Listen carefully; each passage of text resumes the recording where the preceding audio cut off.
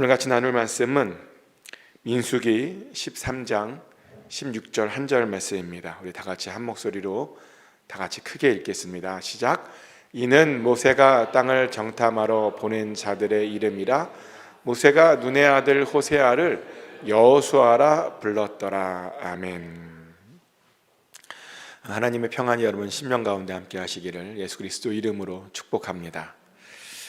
젊은 목사님들이 흔히 하는 이야기 중에 이런 이야기가 있습니다. 전임 목사님이 훌륭한 교회 가면 큰일 난다고. 왜냐하면 그 훌륭한 목사님 따라하다가 바지 다 가랑에 찢어진다고.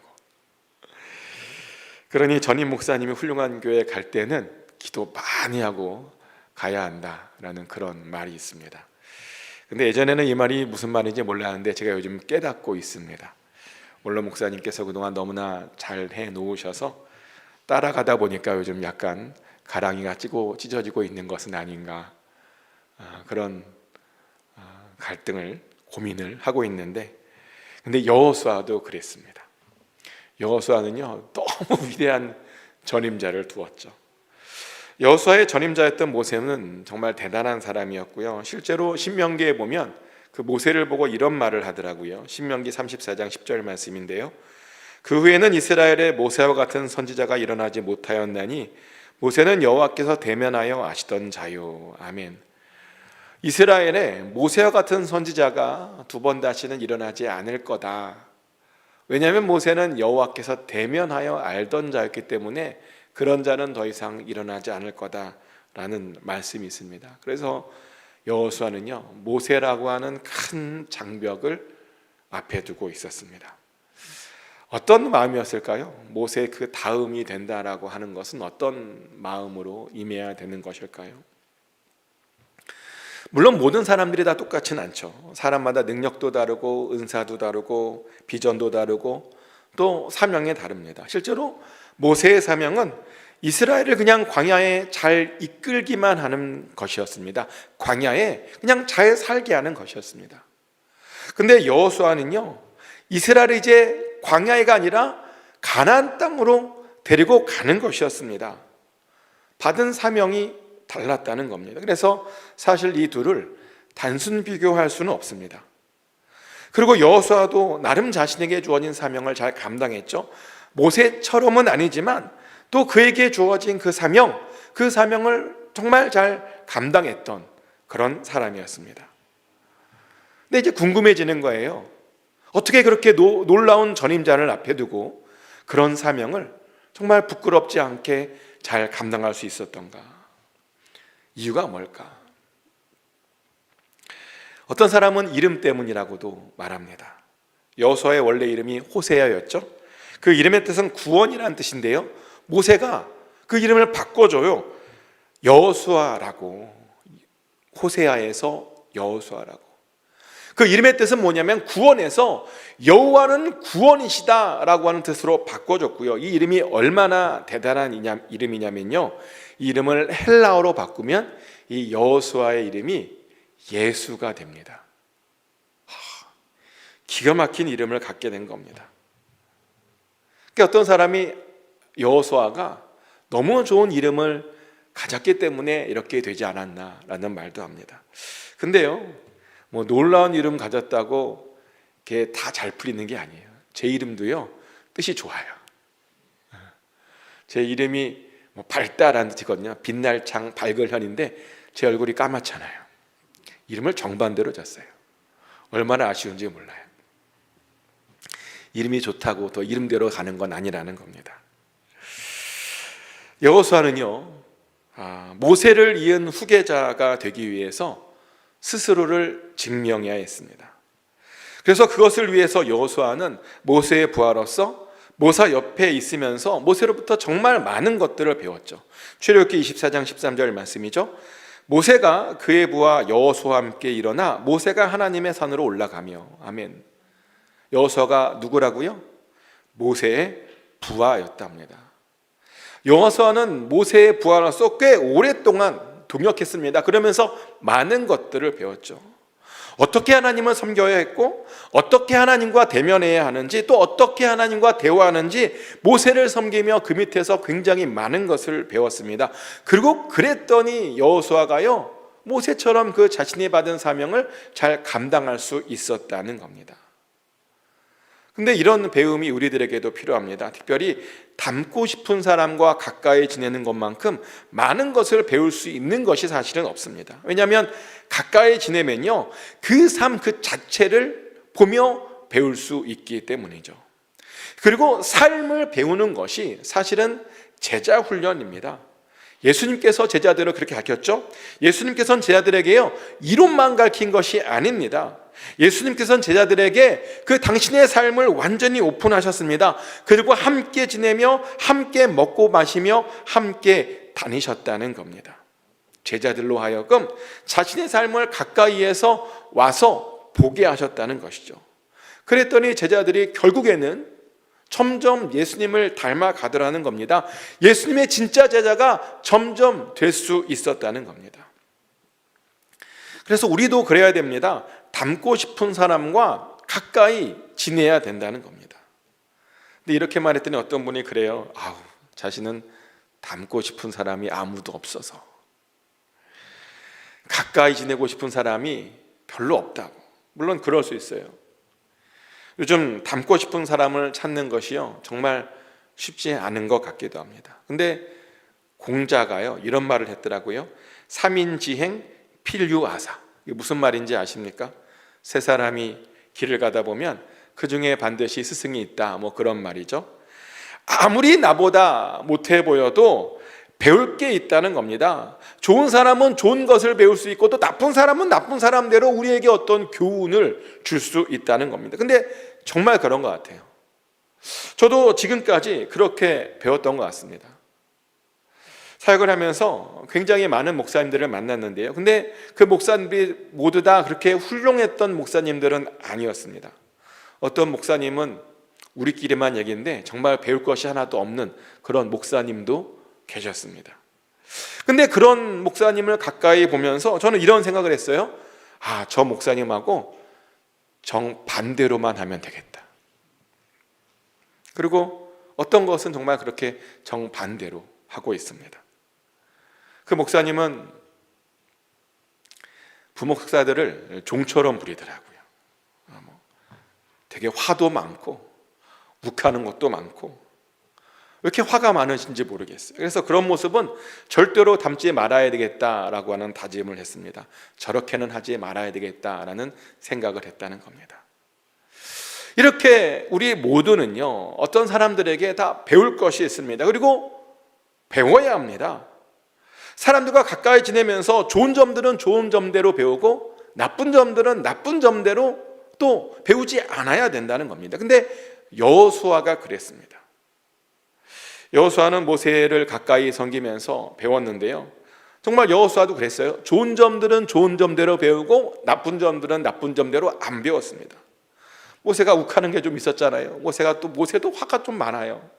근데 그런 것들은 배우지 않았더라고요. 반면에 여호수아는요 모세의 용기를 배웠습니다. 모세가 얼마나 용기 있는 사람인지 아십니까?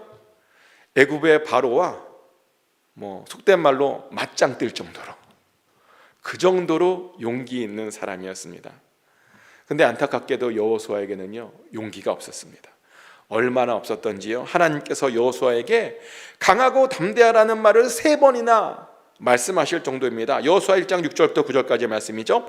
강하고 담대하라. 너는 내가 그들의 조상에게 맹세하여 그들에게 주리라 한 땅을 이 백성에게 차지하게 하리라. 오직 강하고 극히 담대하여 나의 종 모세가 내게 명령한 그 율법을 다 지켜 행하고 우로나 자로나 치우치지 말라. 그리하면 어디로 가든지 형통하리니 이 율법책을 내 입에서 떠나지 말게 하며 주야로 그것을 묵상하여 그 안에 기록된 대로 다 지켜 행하라. 그리하면 내 길이 함께 하느니라 하시니라. 아멘. 6절에도 강하고 담대하라 그러고 7절에도 강하고 담대하라 그러고 9절에도 강하고 담대하라 합니다. 똑같은 이야기를 그 짧은 구절에 여호수아가 이제 막 사역을 시작하는 그 순간에 하나님께서 제발 강하고 담대하라 라고 말할 정도로요 여호수아는 겁이 많고 강하지 못했고 담대하지 못했다는 겁니다. 근데요, 여호수아가 모세를 보고 배웠습니다. 모세의 그 강하고 담대함을 배웠다는 겁니다. 그랬더니 정말 그것을 잘 보고 배워서 모세처럼 나중에는 강하고 담대할 수 있었다는 겁니다. 그리고 그랬더니 이스라엘을 잘 이끌 수 있었습니다. 그것이 바로 여호수아가 넘어가야 하는 첫 번째 벽이었습니다. 모세라는 벽을 잘 보고 배웠더니 넘을 수 있었다는 겁니다. 또 여호수아가 넘어야 했던 두 번째 벽은 애굽의 악한 영향력이었습니다. 출애굽을 했던 사람들은 애굽에 평생 살았던 사람입니다. 애굽의 문화 속에서 평생을 나면서부터 살았던 그런 사람들이었다 보니 그들의 삶에는 싫든 좋든 애굽의 어떤 문화들이, 우상의 문화들이 남아 있을 수밖에 없었죠. 우상에 대한 문화가요, 그런 남아 있었습니다. 그러다 보니 출애굽을 했는데도 불구하고 그 애굽의 우상 문화를 못 버리는 사람들이 많았습니다. 실제로 그런 기록이 에스겔서에 나오죠. 에스겔 20장 7절부터 8절까지의 말씀인데요. 또 그들에게 이르기를 너희는 눈을 끄는 바 가증한 것을 각기 버리고 애굽의 우상들로 말미암아 스스로 더럽히지 말라. 나는 여호와 너희 하나님이니라 하였으나 그들이 내게 반역하여 내 말을 즐겨 듣지 아니하고 그들의 눈을 끄는 바 가증한 것을 각기 버리지 아니하며 애굽의 우상을 떠나지 아니하므로 내가 말하기를 내가 애굽 땅에서 그들에게 나의 분노를 쏟으며 그들에게 진노를 이루리라 하였노라. 아멘. 하나님께서 이스라엘을 출애굽시켜 주었는데요, 그 출애굽한 이스라엘이 여전히 애굽의 우상 문화에 빠져 있다는 겁니다. 그래서 스스로 더럽히고 하나님께 반역하고 그들의 눈은 가증한 것을 향해 있더라는 겁니다. 이렇게 하나님께서는요, 에스겔에게 그 출애굽한 그 이스라엘을 회상하셨습니다.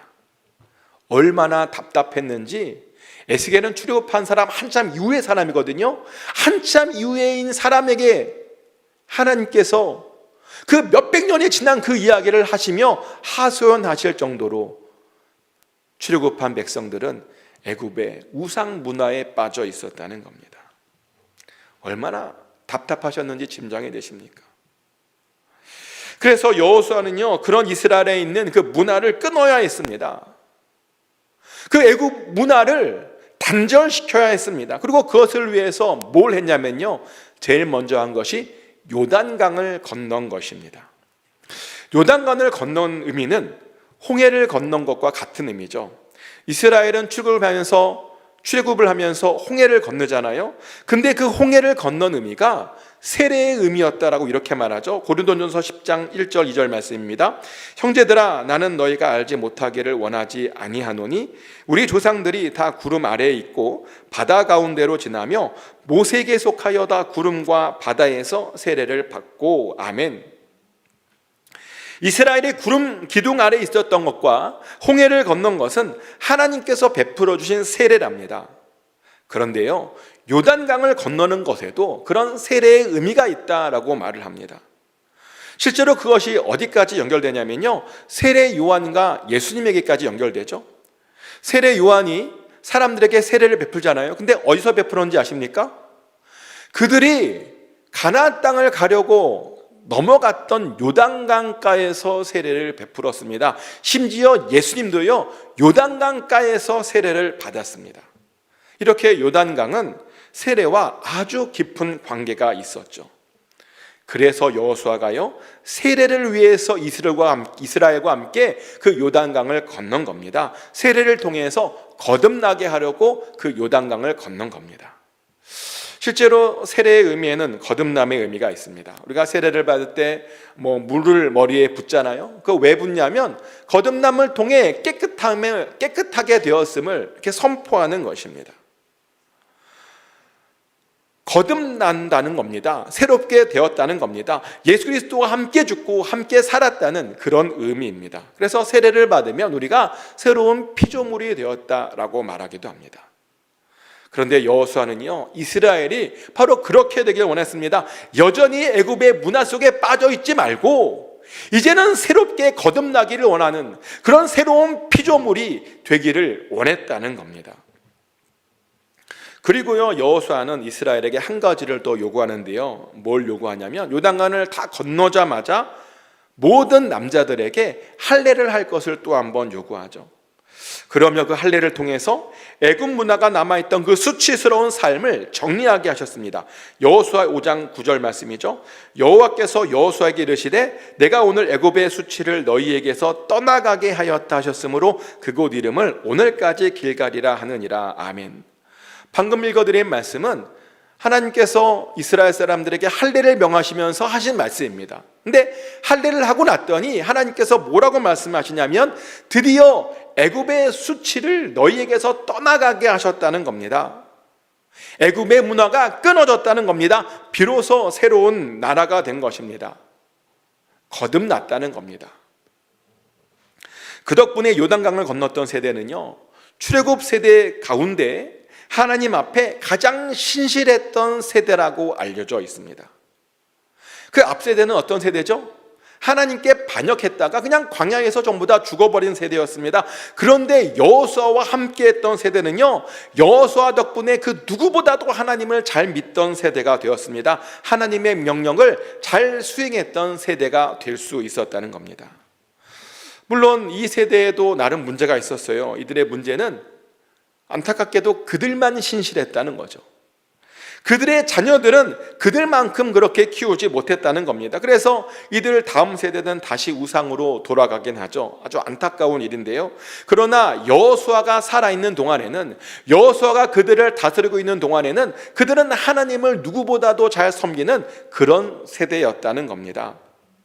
그렇게 그는요, 자신의 사명을, 자신의 역할을 잘 감당했다는 것이죠. 또 세 번째로 여호수아가 넘어야 할 벽은 어떤 벽이었냐면 가나안 거민에 대한 벽이었습니다. 하나님께서는요, 여호수아에게 적들을 다 쫓아내 줄 것을 약속하셨죠. 그리고 실제로 하나님께서 그 약속을 지키시죠. 그래서 여호수아와 이스라엘은요, 요단강을 건넌 다음에 무려 31명의 왕을 물리칠 수 있었고 마침내 가나안 땅을 차지할 수 있었습니다. 하나님께서 함께 해주셔서 그 모든 전쟁을 잘 치를 수 있었다는 겁니다. 잠깐 여담인데요, 우리가 흔히 요단강을 건너는 것을 죽음을 건너서 천국을 가는 것이라고 우리가 생각을 하죠. 그런 찬양들도 있잖아요. 요단강을 건너 천국에 가라, 뭐 이런 찬양들도 많은데, 그런 표현은 좀 사실은 잘못된 것이 아닌가. 왜냐하면 요단강을 건넌다고 바로 아무런 전쟁도 없이 가나안 땅을 차지할 수 있는 게 아니거든요. 요단강을 건넌 이후에 수없이 많은 전쟁을 치러야 하는 겁니다. 근데 천국은 그런 곳이 아니죠. 천국은 모든 싸움을 마치고 그 다음 들어가는 곳이 천국입니다. 그래서 사실은 요단강에 비유하는 것은 좀 적절하지 않는 그런 비유 같습니다. 실제로요, 여호수아와 이스라엘은요, 요단강을 건너자마자 굉장히 많은 싸움을 했습니다. 근데 이 싸움에서 여호수아에게는요, 아주 중요한 역할이 있었는데 뭐냐면요, 그 싸움을 그들이 싸우는 것이 아니라 하나님께서 싸우시도록 비껴서는 역할이었습니다. 그 싸움은 하나님께 속하는 것이거든요. 사람의 방법으로 적들을 물리치는 것이 아니라 하나님께 맡겨드림으로 하나님의 방법으로 물리치는 것, 그렇게 하는 것이 여호수아의 중요한 역할이었다는 겁니다. 그리고 그것을 보여준 것이 바로 가나안 땅에서의 첫 번째 싸움인 여리고 성과의 싸움이죠. 여리고 성에서 그들은 별로 한 것이 없었습니다. 그냥 언약궤를 메고요, 그 성을 돌았을 뿐이었습니다. 무기를 들고 누구 하나 죽이지 않았습니다. 그런데 그냥 그렇게 돌았더니요, 알아서 하나님의 방법으로 그 성이 스스로 무너졌다는 겁니다. 하나님께서 친히 전쟁을 해 주신 것입니다. 그래서 여호수아가 한 일은요, 그냥 하나님께서 하시도록 비껴 서는 것이었습니다. 근데 여호수아가요, 그 일을 정말 잘했습니다. 덕분에 그렇게 강한 민족을 정말 잘 물리치고 마침내 가나안 땅을 차지할 수 있었다는 것입니다. 또 네 번째로 여호수아가 넘어야 했던 벽은요, 이스라엘의 실수였습니다. 여호수아와 이스라엘은 가나안 땅을 정복하면서 두 번의 큰 실수를 하죠. 한 번은 여리고 성에서 실수를 하고요, 또 한 번은 기브온 사람들에 대해서 실수를 합니다. 분명 하나님께서는 여리고 성을 점령할 때 그 물건들을 사사로이 개인적으로 취하지 말라라고 분명히 경고하셨습니다. 여호수아 6장 18절 19절 말씀이죠. 너희는 온전히 바치고 그 바친 것 중에서 어떤 것이든지 취하여 너희가 이스라엘 진영으로 바치는 것이 되게 하여 고통을 당하게 되지 아니하도록 오직 너희는 그 바친 물건에 손대지 말라. 은금과 동철 기구들은 다 여호와께 구별될 것이니 그것을 여호와의 곳간에 드릴지니라 하니라. 아멘. 여리고에 있는 물건들은요, 어떤 것이든 취하지 말랍니다. 어떤 물건도 손대지 말랍니다. 그것을 하나님께 온전히 바치랍니다. 그것들은 다 여호와의 곳간에 들어가야 하는 그런 물건이랍니다. 근데 이 명령을요, 아간이 지키지 않죠. 아간이 여호수아 몰래 자신들을 위한 물건을 챙겼습니다. 그래서 이스라엘은 그 다음 전쟁이죠, 아이성하고 전쟁을 하는 정말 작은 성인데 그 작은 성에게 아주 큰 패배를 당하게 되죠. 큰 여리고 성한테는 이겼는데요, 작은 아이성에게는 졌다는 겁니다. 그런 실수를 해요. 또 기브온 사람들에게도 사기를 당합니다. 기브온 사람들이 가만히 보니까 이스라엘 사람들이 곧 자기네를 점령할 것이 느껴졌습니다. 모든 사람들이 이스라엘 손에 죽을 것이 느껴졌습니다. 그래서 꾀를 생각해내는데 뭐냐면, 마치 멀리 온 사람들처럼 꾸며서 우리는 너희랑 상관은 없지만 그러나 너희와 평화를 맺고 싶다라고 이렇게 이스라엘을 속였습니다. 기브온 사람들이요. 근데 속이면 속지 말아야 되는데요, 안타깝게도 하나님께 묻지 않고 그들의 말만 믿고 그냥 속아 넘어갔다는 겁니다. 그래서 맺지 말아야 할 평화 조약을 맺었죠. 그래서 그 평화 조약 때문에요, 어떤 일이 있었냐면 모든 가나안 거민들을 다 그 가나안 땅에서 쫓아내지 못하게 되었다는 겁니다. 하나님의 명령을 제대로 수행할 수가 없었다는 겁니다. 이렇게 여호수아와 이스라엘은요, 그 점령 과정 가운데 아주 큰 두 개의 실수를 했습니다. 그런데 정말 감사하게도 이 여호수아가 이 실수들을 잘 극복했습니다. 위기를요, 기회로 바꾼 겁니다. 아이성과의 싸움에서 진 여호수아는요, 하나님께 범죄한 아간을 정말 잘 찾아내므로 하나님께서 어떤 분이신지를 이스라엘 백성들에게 보내주죠.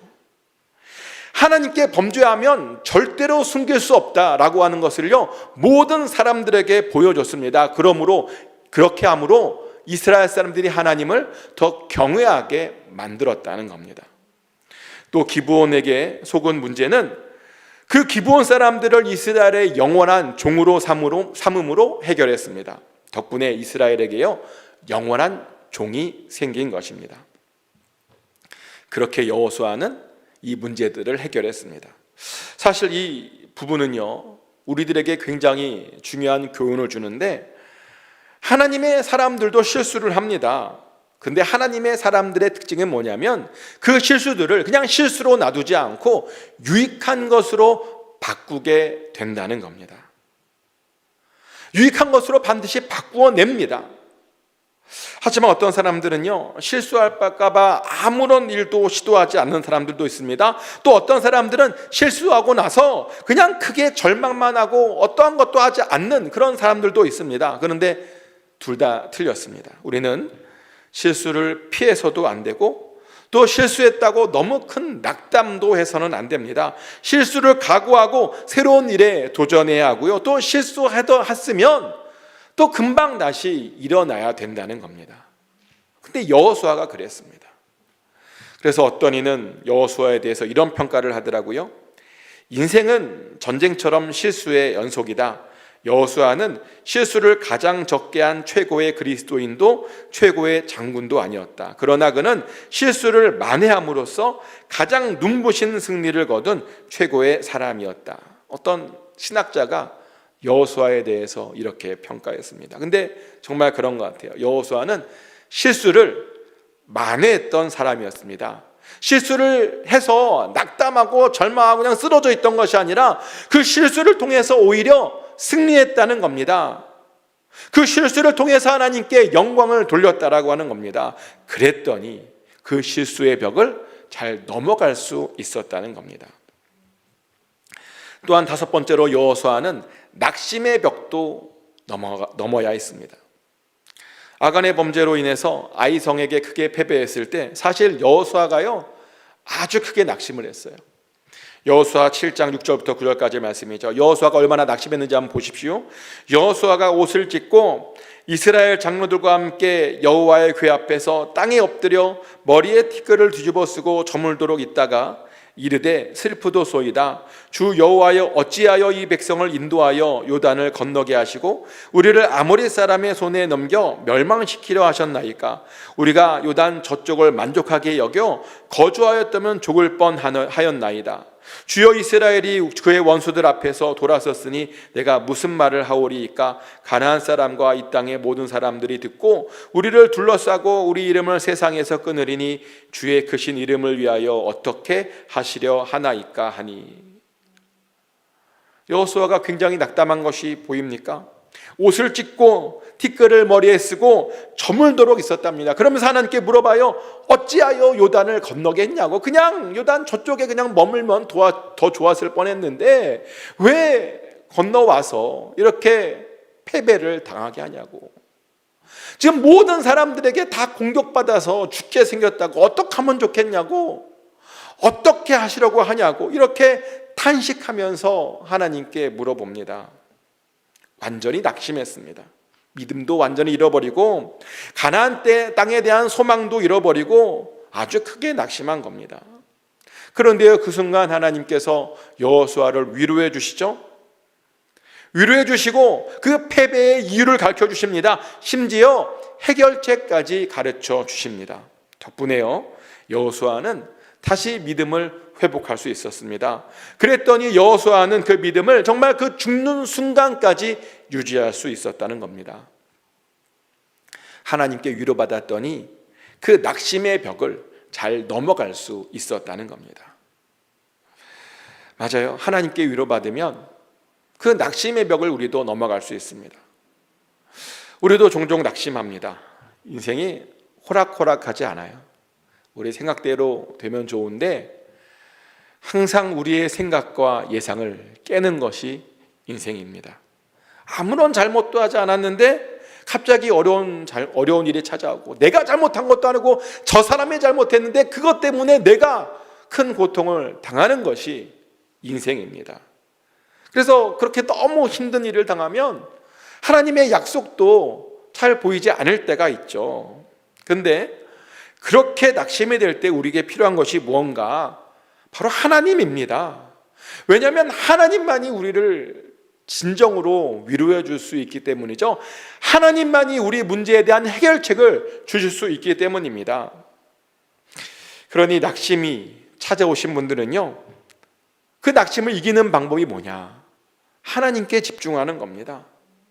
하나님께 위로를 받는 겁니다. 사람이 아니라요, 하나님께 위로를 받는 겁니다. 그러면 일어날 수 있습니다. 하나님께 위로받은 사람들은요 반드시 일어나고 그 믿음이 더욱더 굳건해진다는 겁니다. 여호수아가 그랬습니다. 하나님께 위로받았더니 그 낙심하는 마음이 금방 풀어졌습니다. 그래서 나중에 이런 고백까지 하게 되죠. 여호수아 23장 14절 말씀이죠. 보라, 나는 오늘 온 세상이 가는 길로 가려니와 너희 하나님 여호와께서 너희에게 대하여 말씀하신 모든 선한 말씀이 하나도 틀리지 아니하고 다 너희에게 응하여 그 중에 하나도 어김이 없음을 너희 모든 사람은 마음과 뜻으로 아는 바라. 아멘. 방금 읽어드린 말씀은 여호수아가 이제 마지막으로 유언과 같이 남긴 그런 말인데요. 근데 그가 그런 유언과 같은 말을 남기면서 뭐라고 말하냐면 하나님의 말씀은 언제나 선했다라고 그런 말씀을 고백합니다.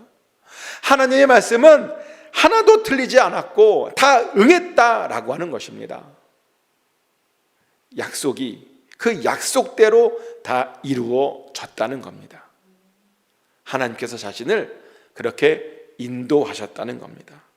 이렇게 여호수아는 모든 장애물을 극복했더니요 하나님의 선하심 그리고 하나님 말씀의 선하심을 그렇게 경험했다는 겁니다. 우리도 그래야 됩니다. 우리 앞에도 사실은 우리가 넘어가야 하는 수없이 많은 장애물들이 있죠. 극복해야 됩니다. 장애물 앞에 있다고 그 앞에 그냥 쓰러져 있으면 안 됩니다. 넘어가셔야 됩니다. 근데 어떻게 넘어가야 되는가? 하나님의 말씀으로 넘어갈 수 있는 겁니다. 하나님의 위로로 넘어가야 되는 겁니다. 하나님께서 주신 힘으로 넘어가야 되는 겁니다. 그러면 우리도 나중에 하나님의 말씀이 선했음을 우리도 고백하게 되는 겁니다. 축복하는 것은 꼭 잘 넘어가셔서 나중에 여러분들도 하나님의 말씀이 선했고 선한 하나님의 말씀이 하나도 응하지 않은 것이 없었다라고 하는 이 고백 여러분들도 꼭 하게 되시기를 예수 그리스도 이름으로 축복합니다. 기도하겠습니다. 하나님, 오늘 여호수아의 삶을 보았습니다. 여호수아가 어떻게 그 앞에 있는 장애물들을 뛰어넘었는지, 또 마지막에 어떻게 하나님의 말씀이 선했음을 고백했는지를 같이 보았습니다. 아버지 하나님, 우리 앞에 있는 장애물을 우리도 뛰어넘어갈 수 있기를 원합니다. 그래서 하나님, 하나님의 말씀이, 하나님의 약속이 우리의 삶 가운데도 이루어지게 하여 주시옵소서. 우리는 할 수 없습니다. 우리 힘으로는 아무것도 할 수 없습니다. 하나님께서 해주셔야 됩니다. 하나님께서 힘 주시고 하나님께서 위로하여 주시고 하나님 넘어가게 해주셔야 됩니다. 하나님 잘 넘어가게 하여 주셔서 우리도 나중에 꼭 하나님의 말씀이 선했음을, 또 하나님도 선했음을, 하나님의 약속하신 것들이 다 응하였음을 아버지의 감사로 고백하는 우리 모두가 되게 하여 주시옵소서. 반드시 그렇게 인도하여 주시옵소서. 감사드리며 살아계신 예수 그리스도의 이름으로 간절히 기도드렸습니다. 아멘.